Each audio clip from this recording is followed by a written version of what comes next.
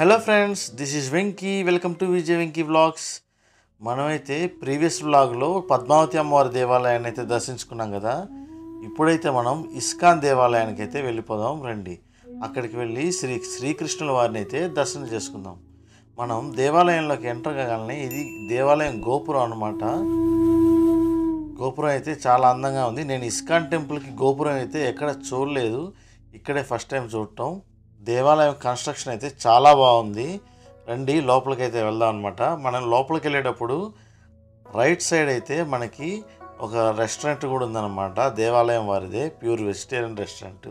దేవాలయం ఆర్కిటెక్చర్స్ అయితే మటుకు ఇస్కాన్ టెంపుల్ డిఫరెంట్గా ఉంటాయి అండ్ బాగుంటాయి చూడడానికి. చూడండి, ఇస్కాన్ దేవాలయాల్లో రాధాకృష్ణుల వారి డెకరేషన్స్ అయితే మటుకు చాలా బాగుంటుంది. ఇక్కడ చూసినట్టుగా మనం ఎక్కడ చూడలేమన్నమాట. ఇస్కాన్ వారు అంత బాగా అందంగా అలంకరిస్తారు.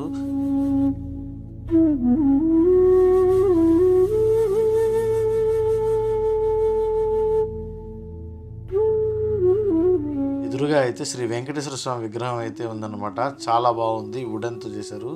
మనమైతే ఇప్పుడు లోపలికి వెళ్ళైతే స్వామివారిని అయితే దర్శనం చేసుకుందాం.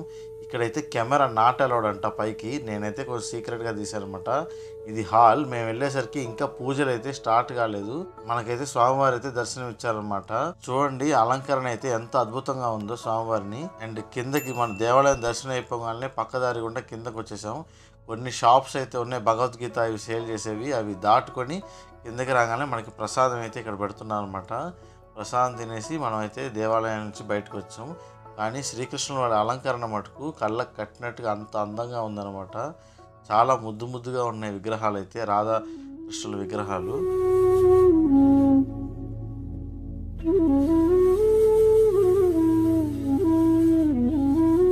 మనం బయటికి రాగానే మనం బయటకు వచ్చేటప్పుడు చిన్న కోనేరు అయితే ఉంది.